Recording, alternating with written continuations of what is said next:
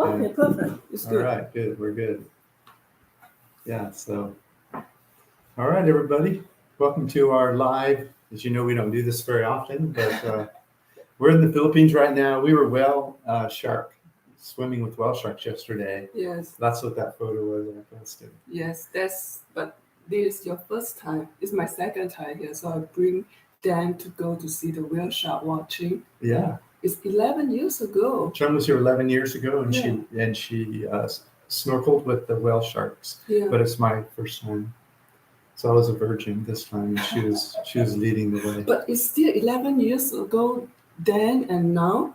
It's still a lot of people coming for whale shark watching. That was very crowded by like 6 in the morning. Just full of people. We wake up at 4. We have to queue up for the line to get the first boat to go to see the whale shark watching. Yeah, but the beautiful thing is they only send out like 10 boats at a time. Each boat has maybe 6 or 8 people or something. Yeah, and 9 people. Yeah, 30-minute, and you cannot put on sunblock. So better you go there at the early morning. Early in the morning, yeah. They only have 6 a.m. until 12 p.m. At 12 noon time. That's all. After that, there's no more whale shark watching. Yeah, and there must have been one whale shark or more per boat. It seemed like, so it's not like it's hard to see the whale shark. You'll see the video when we post it. Yeah.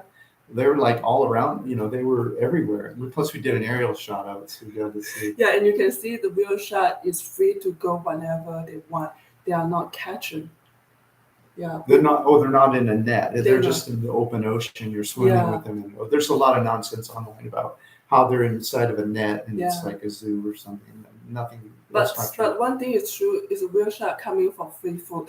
Yeah. Easy food. Yeah, I was teasing Qiang. I said, the whale shark they're like Westerners. We come to Asia because we get cheap food and easy food. That's easy food. And beautiful, nice people to hang out with. So whales are smart like us. So. And also you catch them from the drone. There's whale shark that is already full, or maybe that he didn't get enough food. He just swim out from that marking place. Yeah, that one was frustrated. Yeah.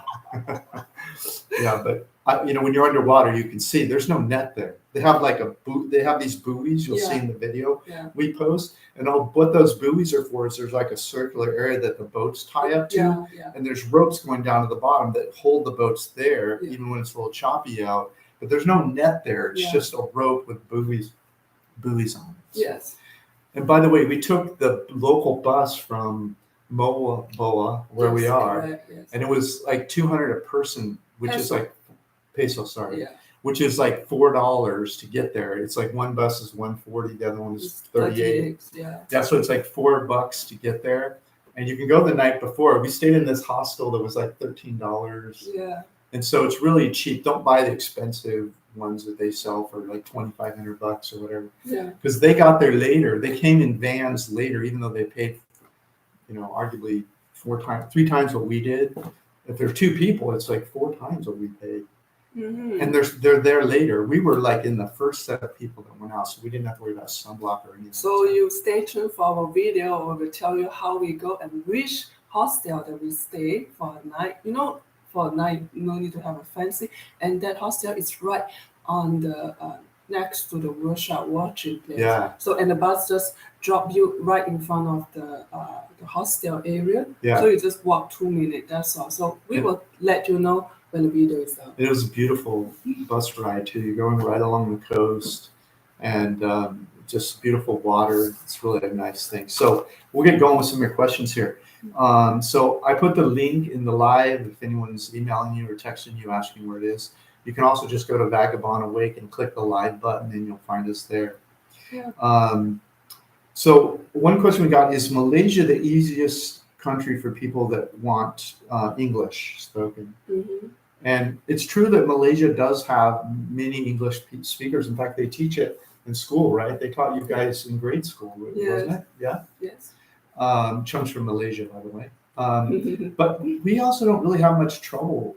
I mean, we had a little more trouble in Vietnam finding English speakers. Oh yeah, Vietnam, yes. And I had a little bit of trouble when I got outside of the tourist areas in Laos, and that was also true a little bit in Cambodia.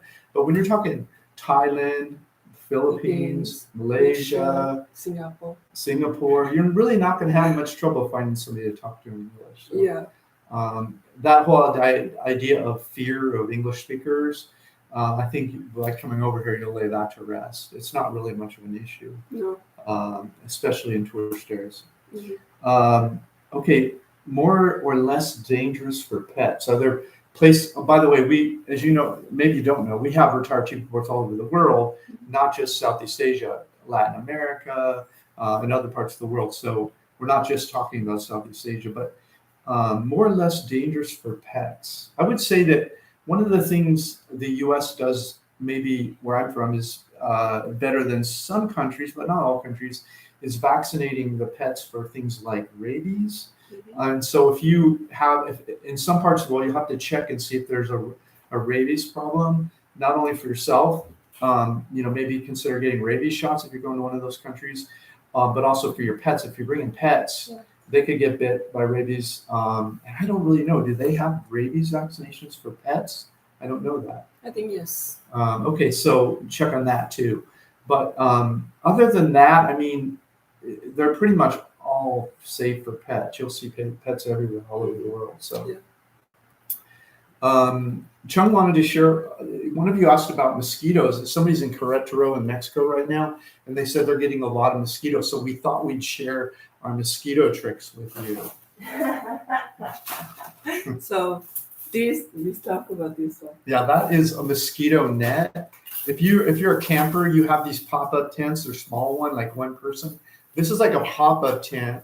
We hardly ever use it, but you just undo it and it pops up. It's a big tent, and it's called 𝗓𝗎. This one's available on Amazon. Here, flip the slide so they can see it. And we carry it with us. Qiang has a little bigger piece of luggage, so she puts it in hers. Mine's a little smaller than my checked luggage. You can see here it's coming. The neck is this kind of size. Yeah, so, it's just it turns into a pop-up tent. Yeah. But it's not like a waterproof tent. It's just purely a net to keep mosquitoes away from you at night. Yeah. But we rarely use it anymore, and here's why. Because we have this electric mosquito repellent that you have to refill every time, and it lasts about 8 to 12 hours for each time. Yeah, so we'll plop one of those blue slider things in there, throw it in an electric plug. At night before we go to sleep, or in the day if you're having mosquito problems. Yeah. We just put on our rooms or any place, so we have two we can put. Yeah. And another one is this vape. Wait. But this is only available in Malaysia. But as far as we know, it's like it's taken the world by storm. Yeah. See, it's called vape one push. You just push it once. Just pick up like part of the room and you squirt it there, and that's it. You won't see a mosquito. Yeah, it's in the whole night. The whole night for 12 hours. They have available in Malaysia and Thailand, which I saw. Right. So this is the best because it's light, and we just spray one time. It lasts for 12 hours. Yeah, it's not one of those ones where you spray it around the room. No. You just do one shot, and that's why it's very popular because it's small, it's light, lasts a long time. One shot, and mosquitoes, it really works well. Yeah, when you spray this, you just spray and then lock your door and go out for 10 minutes. Yeah, go out for dinner or something. Okay, a couple more we have. Is this mosquito repellent. Yeah, put it up close so they can get around. Okay. So the brand, this from Thailand, this from Malaysia. They have a lot of different kind of things. Yeah. You just buy it for yourself. You can spray it on your body. This for spraying on the body. Yeah. So when you leave your spot where you're sleeping or you're staying, you can't control the environment around you. So you bring something like this with you. You spray it on your ankles mainly, unless you're in a high area of mosquitoes. Yeah. Then maybe on the back of your neck and a couple other spots to keep them away. So any brand is okay one. You just find online or whatsoever. You can. This one's a little healthier. I think this. I remember hearing that this is a fairly common one in the States. No. This is from Thailand. Your one is from 𝐿 is from the States. Oh, 𝐕𝐵. 𝐕𝐵 has one too. That's supposed to be like this. Yeah. And then they have a natural one. If you're not seeing a lot of mosquitoes, there's one. I think it's called Citron or something like that. It's the active ingredient. Lemongrass. Yeah. Is the base ones are really good too. They have a lot of this kind of product. You just bring once when you. But we haven't we haven't experienced a lot of mosquito troubles, have we? It's been a long time since we. Yeah, it's been a long time. But it's good to have. We bring it with us just in case we run into it. So that's mosquitoes. Mm-hmm. Someone else asked about what's a cheap place to live without snakes. We haven't really seen any snakes. When I see that snake thing, I think We are not in Australia. Yeah. So, Australia's famous for bugs and stuff, yeah. big snakes. And so we haven't really have we seen snakes? I remember once I saw snakes twice in India, but it was one of those snakes where the guy, it's like a snake charmer's there blowing a flute and the snake comes out of a thing. And when I was in the Amazon jungle once, and I was walking with a guide, this is the Amazon jungle. And one of the things I told him is, if you spot a snake, let us know. I want to see one in the wild. We didn't even see one. We saw sloth and a bunch of other things, but not any snakes. So apparently they're good at hiding themselves. So we haven't really had, I mean, I know on Facebook and YouTube, you'll see these pictures of like a snake wrapped around someone's front door or this kind of thing. We just haven't, have you ever seen that? I mean, so when we travel, we haven't seen any snake coming to our house yet so far. But I think one time in Philippines, Dumaguete, we saw a snake. No, I saw a snake. Okay. Yeah, they left that time. They left me alone in Philippines. Yeah, that was during coronavirus. Yeah, and then said there's a snake pass by the neighbor house. That's all, but it's nothing. Just go. Yeah, I've seen more snakes in the U.S. I used to go hiking in the Sierras in California, and they have rattlesnakes there. I've probably seen 10 rattlesnakes. So I don't know. I'm not saying there aren't snakes, but I just don't see much of it. So. Actually, it depends where you stay. If you stay in the high-rise condo, there's definitely no snake. If you stay near to the jungle or the glass or anything, definitely you will see some snakes. And usually when we're in a high-rise condo like that, we're in a city, and the snakes are out in the boonies anyway, so we don't see them. So I think the snake will be eaten by somebody before entering to our place.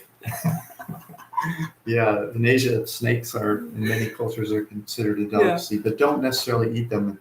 You verify it won't kill you. Does the skin so soft by avone's work? Yes, it's work. It smells good and work. What? I'm sorry? The repellent. Yeah, it smells good. Yeah. The other one we got was about inflation. How's inflation going? I think inflation. We've seen some inflation in food and a little bit in rents, and I'll give you 2 examples of that. But most of the inflation we've seen are in expat style restaurants, or grocery stores. Like if you go to the grocery stores that have all the packaged foods and stuff and imported foods, and often their vegetables are in packages, and I've seen a lot of inflation there. Like we were in Cebu, we went to one of the expat grocery stores, and on one video I showed you 3 Roma tomatoes were like $2.25.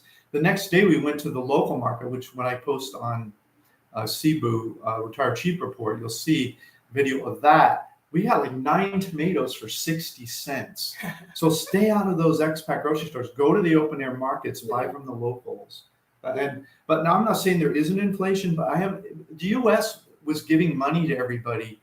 And so they were all staying home. They were getting checks. And so that forced a lot of the rents up. There is some inflation outside the U.S., but I haven't seen as much of it. Now, the one exception to that one is the food. Stay away from expat. The other is sometimes now on Airbnb, we're having a hard time renting apartments for what we like to spend, which is $20 a night. And so the way to fix that is you go long term. Now, if you're just going to a place for a week, you're going to have a hard time spending less than about 30, but it depends where. There's still parts of the world we can get cheaper than 30 per night. But when you decide to spend more time somewhere, then you want to put your feet on the ground, walk neighborhoods you like, and look for local signs. Yeah. If you're online buying, I don't know if you know this or not, but right now I'm reading online that this is the largest travel. It's even more travel right now than it was in 2019, right before the pandemic struck. So a lot of the landlords went out of business. So there's a lot of money chasing fewer properties right now.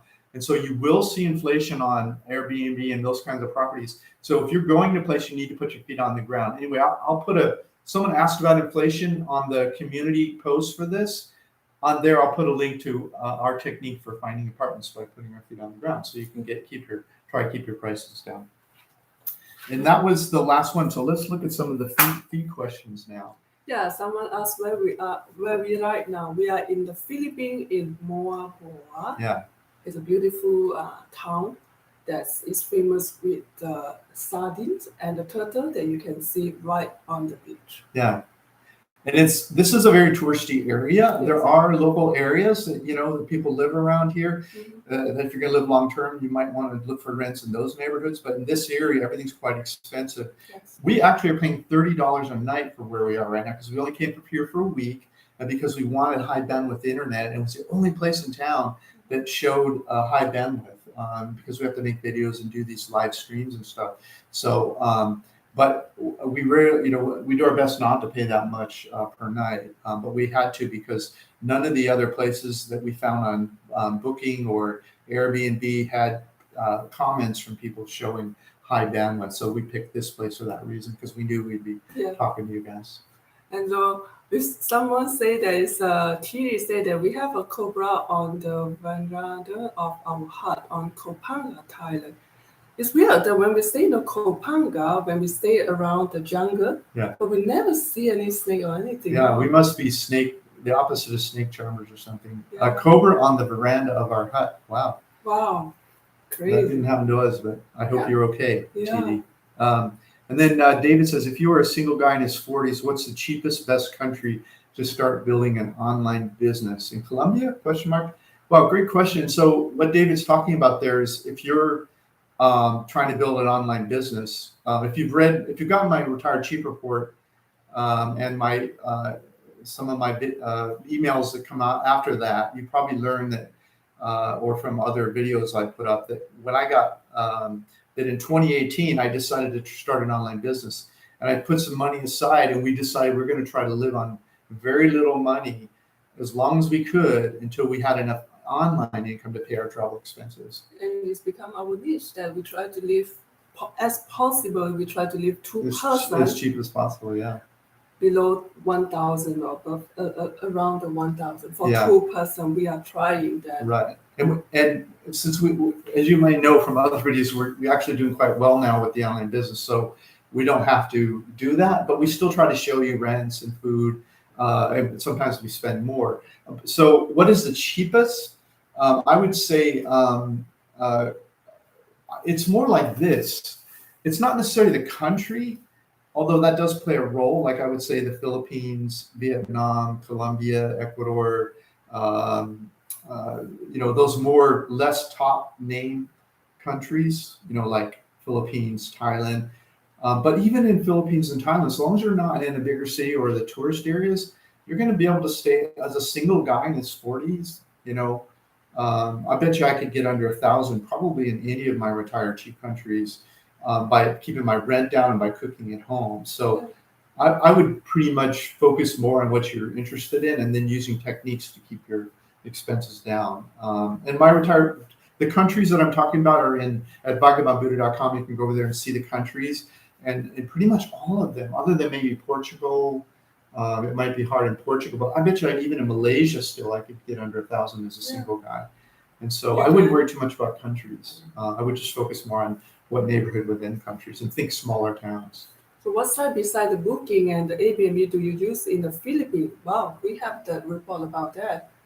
Yeah, I'll put that in the comments below. Someone's asking about a $300 a month rents and what's inflation like. I'll put the report about our technique for finding apartments there below that, or you can just Google Vagabond Buddha and the word apartment on Google, and it'll pop up. It's be the #1, and that's our technique that we use. We still use it today. Yeah, I will share some we are using Airbnb, Booking.com, Agoda, and we want to find like a more than a week, 2 weeks apartment. We'll go to the Facebook group, like the example, like we go to Siargao Island. I go to Siargao Island, the room for rent, house for rent in Siargao Island post, and then I try to find over there and contact people. I don't pay any money to Airbnb or Booking. To the people in the Facebook. Right. I will go there by myself and make appointments with them to see the house and then bargain the price over there. And test the internet, make sure the water pressure, the hot water, whatever your requirements are. Yeah. Test it all with your own eyes. But nothing works every time. Yeah. You have to be creative. So you start with Airbnb or Booking, just get your feet on the ground in the place for 3-4 days. And then when you get there, you might try the Facebook, price quotes on Facebook, checking where they are. Is that where you like? Get on a tuk-tuk and go see it, or rent a motor scooter, go see properties, and then put your feet on the ground. Like the one we stayed at in Chicago, was that a Facebook one you found? I found that hostel in the booking.com. Not the hostel. And the second one. The homestay. Yeah. Okay. And then that's the first one. And then I checked the name, Google the name of the homestay, and it come out their Facebook. I think I just direct contact them by the Facebook page. Yeah, that's the other thing. There's lots of little tricks. If you find something on a website, often you can't negotiate like Booking or Airbnb, but it'll have a name there. If you go to Google and Google, sometimes Google will have a listing for it with an email and a phone number. There's all kinds of little tricks and backdoors you'll learn as you do that. Most of the time is they have their Facebook page. So with the name, you can find a Facebook page. Or, you can contact with them over there. Right. So you can go right to Facebook under search, put the country name, city name, and then the name that they're showing. And that's another way to go direct. And you can often negotiate in that form. And you can also go to Airbnb and make offers. We do that sometimes too. Mm-hmm. See, let's look at another one. How's the weather as far as the heat and humidity? I lived in Florida and didn't like either. So I want to live in any areas you've been in Southeast Asia. In Southeast Asia, you go to a highlands area. For example, in Vietnam, you'd go to Dalat. In the Philippines, you would go to Baguio. So whenever you're looking at a country, and we have even videos online, if you Google the words Vagabond Buddha and the word highlands, you'll see a webpage that pops up that tells you about highlands around the world. Highlands means high in the sky, and highlands was a British word that the British people did when they practically owned the whole world. The governor from Britain would come and take over the place, and then in the hot months, or when they needed a break, they would go to what they call the highland, which was pre-air conditioning their residence, the times before they had air conditioning. And so almost all over the world, the French also did the same sort of thing, Germans did. So highlands is the key word you want to search. And most countries have a highlands, although not all of them do. Well, anyway, right now we have a promotion of our lifetime membership. Yeah, it's normally $3.99. It's just $99 now. Just go to Vagabond Buddha and look under courses, look under membership on the menu at the top and click on, you can either click price and benefits and watch all that, or you can just click register and register. You'll see how to put the coupon in to get the $300 discount. So it's only $99. It's all our hard work that we put our feet on the ground and get all the detail by our experience for you. And we have for the membership. Yeah, it's all there. Just go check it out, man. It's great. Let's see. I understand, but at 500 anywhere in the world, you're going to be extremely uncomfortable. 500? Yeah, I don't really recommend 500. We have guests on here all the time. I think the average Westerner probably is going to be more comfortable in the range of between 1,000 and 2,000. Yeah. But the only way you'll know what's going to be comfortable is you have to do what I call exploratory visit, where you go to that part of the world, put your feet on the ground.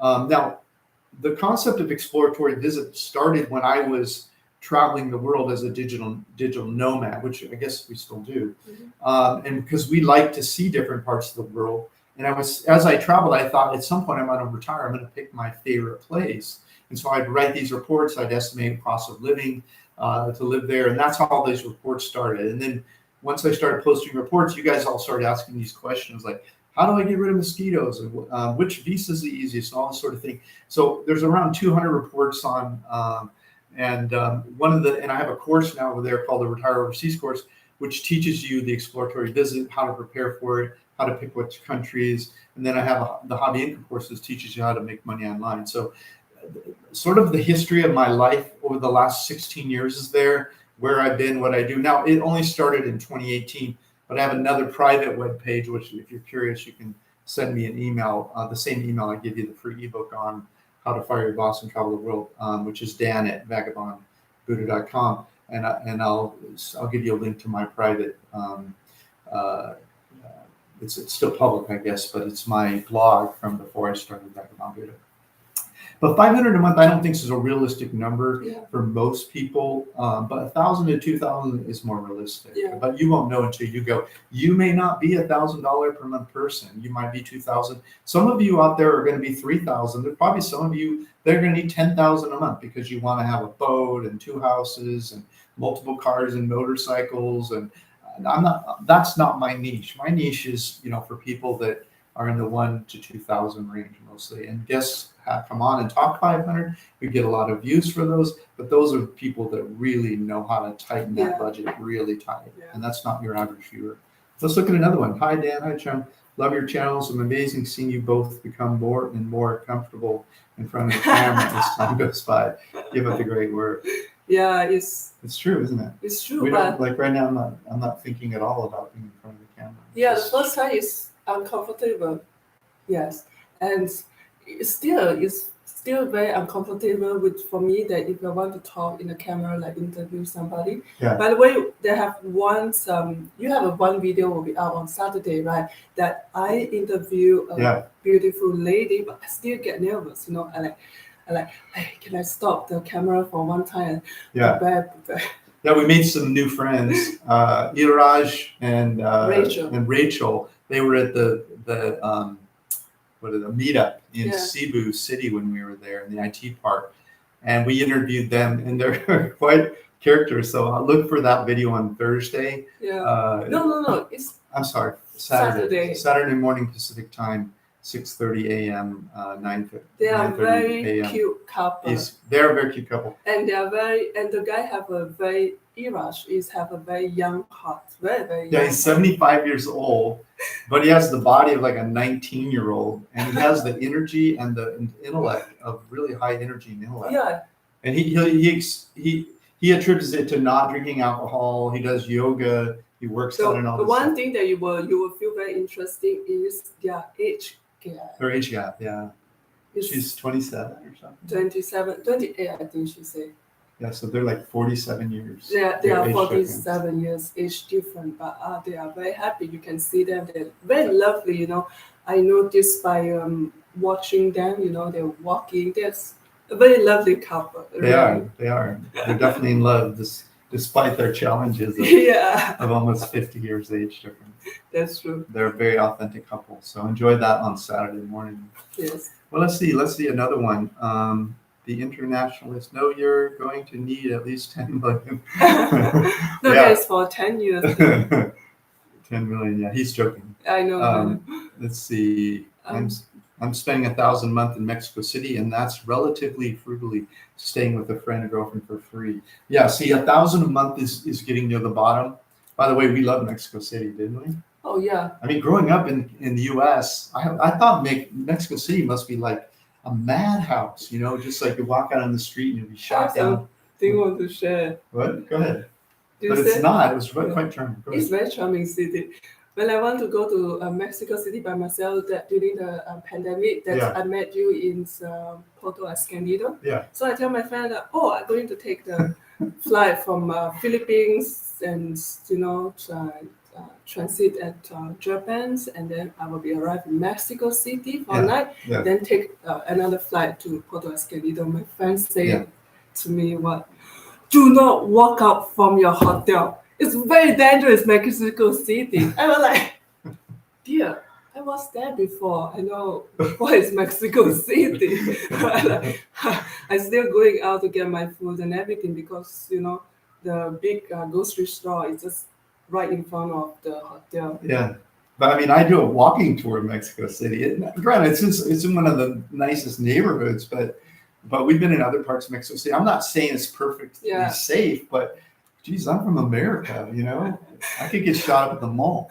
No, but the Mexico City is big, so it depends which part of Mexico City. Of course. What for the people, they think normally is Mexico is very dangerous. So I was laughing out very loud.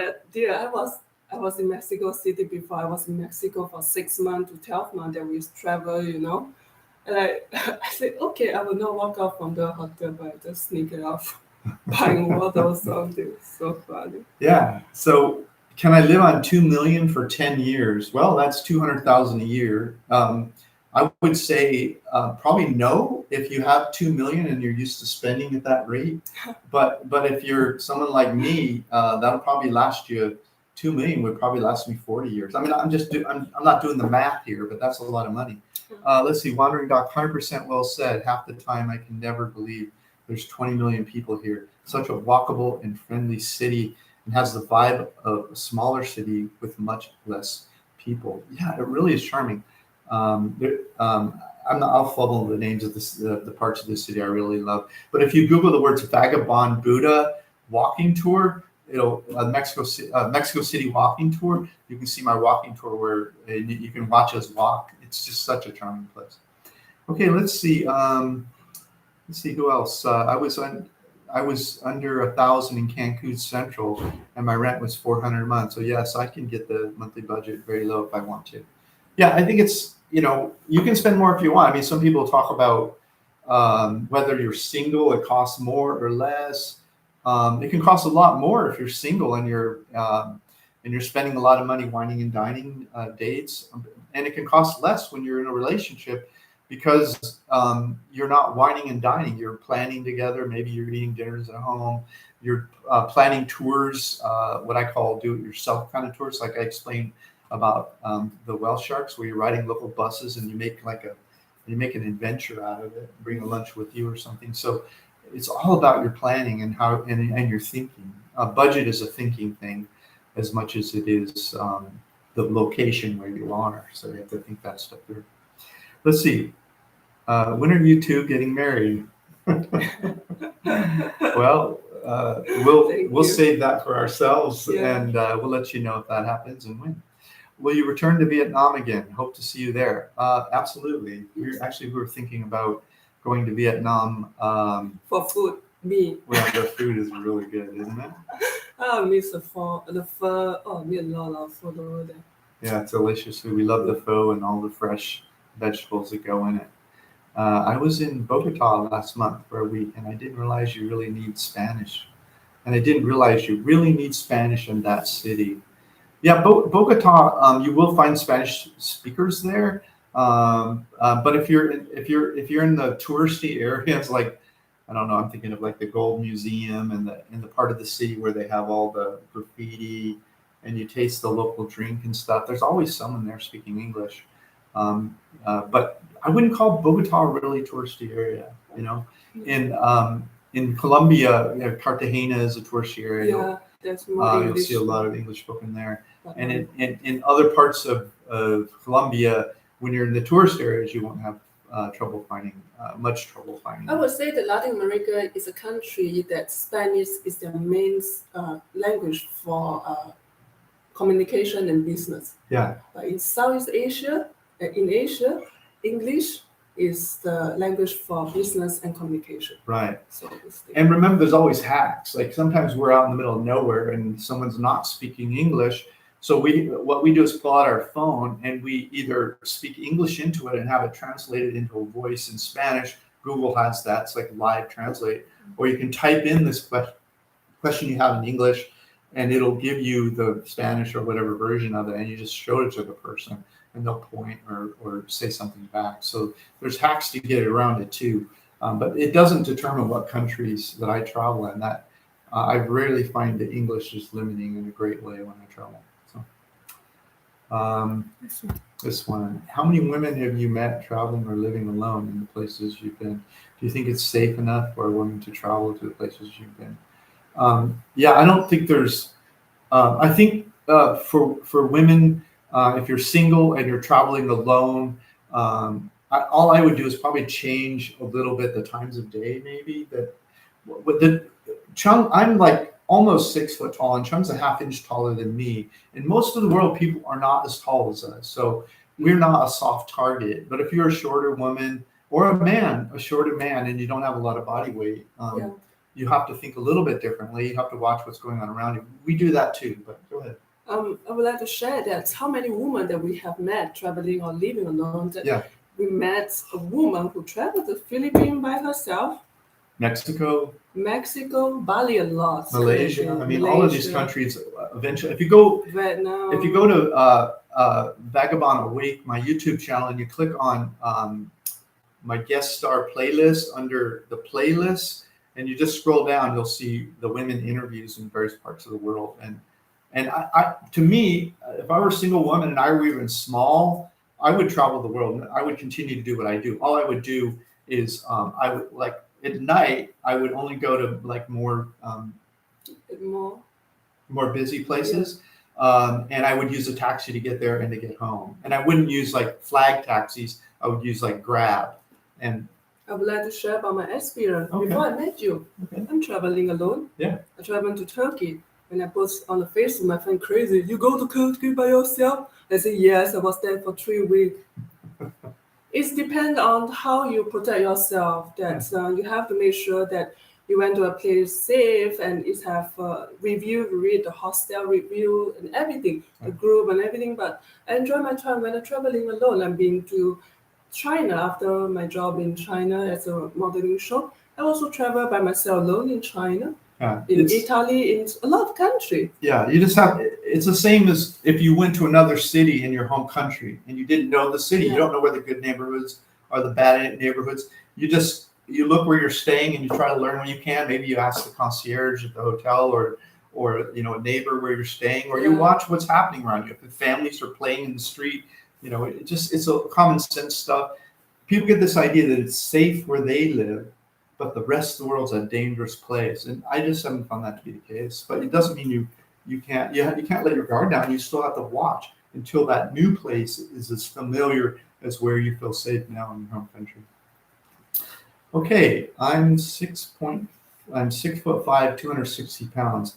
I'm an easy target, and am I an easy target in the Philippines? No.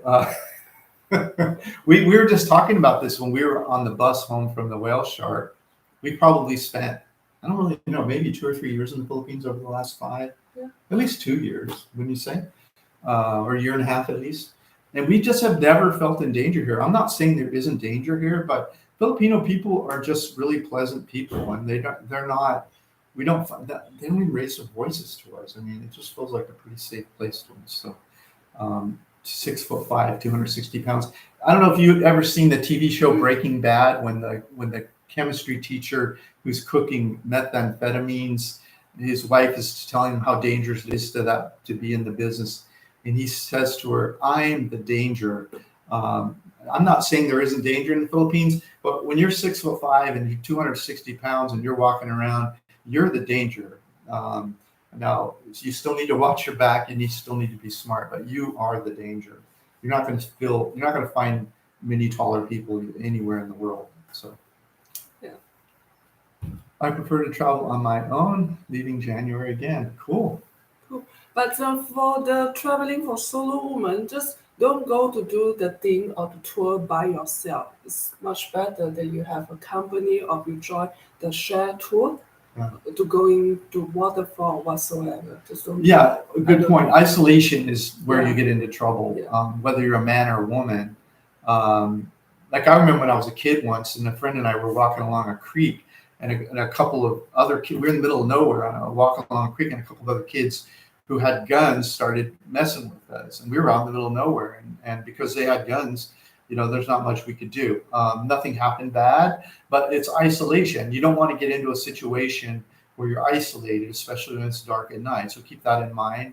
Stay in well-lit areas and move away from trouble. So that's enough about that. If you want to know more about how to be safe, I talk about that in great detail in a report. Just Google the words Vagabond Buddha travel safely. Try that. I think it'll come near the top. Okay, what else? Okay, we're going to wrap up pretty soon here, but let's look at a couple more.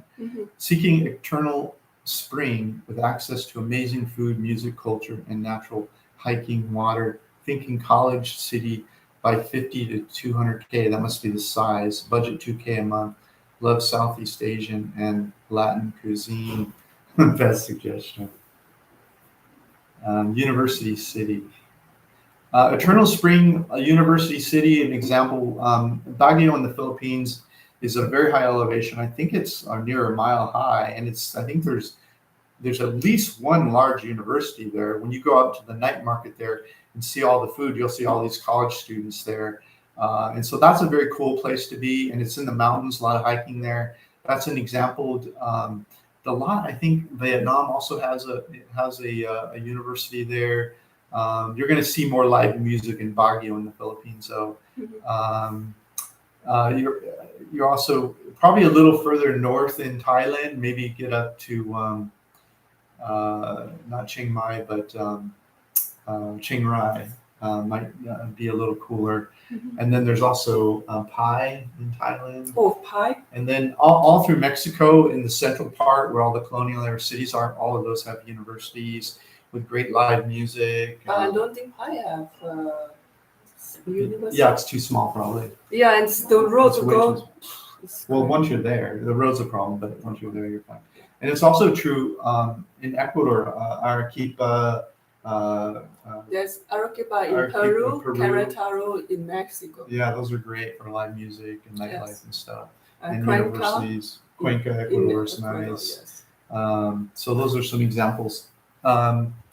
Let's see, what's the main difference between watching your YouTube videos versus getting a membership? What's the main benefit? I don't really want to convince you. I think if you watch this for a while, you'll either feel it or you won't.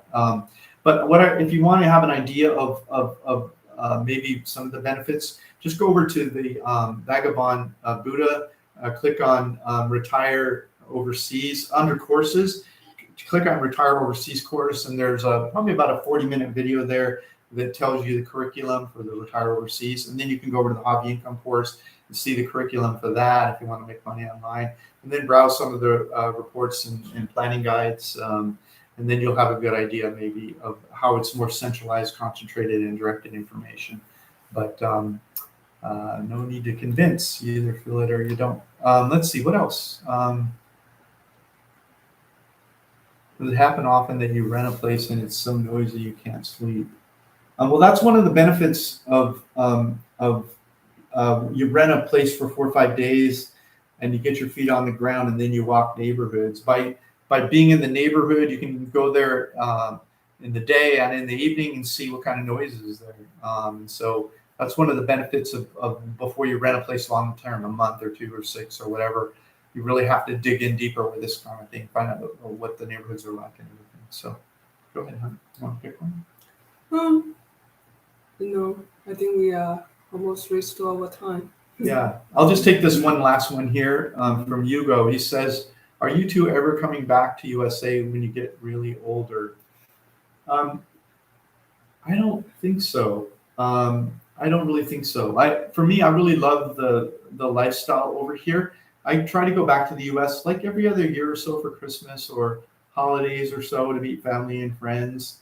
But I really feel like I feel sort of peaceful and comfortable. Right now, when I go to the US, there's some unrest there. People are kind of angry at each other. Everyone sort of feels they're entitled to everything.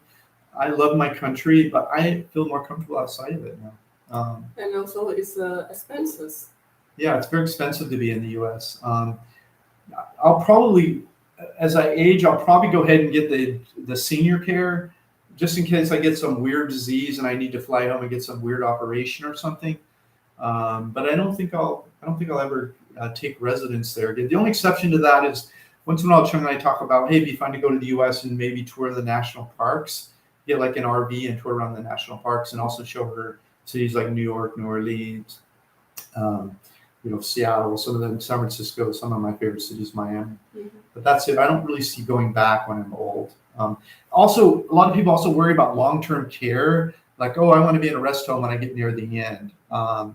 They have that for a third of the price of the U.S. in like Thailand and other places. If I was worried about that, I would go somewhere like that and just pay cash for it. Rather than try to go back to the U.S. and do that for 5 times as much or 4 times as much. Well, that's it. Well, that's it. Yeah, we're so happy you joined us here for the live stream. We really appreciate it. And thanks so much for making all this possible. If it wasn't for you guys, we wouldn't be over here. It's because you watch our channel. We get paid by YouTube. Yes. And some of you join our memberships, either monthly or lifetime. And so thank you so much. We have a really good life. And I think you realize that from watching us. We really enjoy what we do.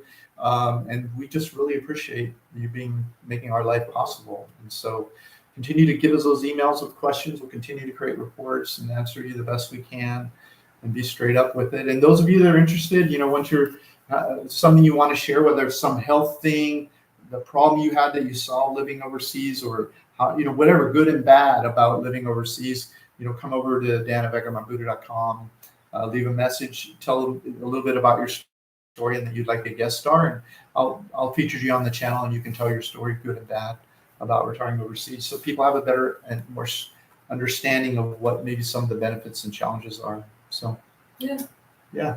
And share about your experience and everything, that everyone can benefit on that. Yeah, this is a community, and it's not all good information. We have good and bad, and also many mistakes that people make. We talk about in our reports, and just try to make it a soft landing for you when you go overseas. Yes. So thanks for watching, and please make sure you like, comment, and subscribe on our videos, and that's how we expand our business. Yes. Take care. Take care. Bye Bye-bye. everybody. Very nice. Yeah, it's great.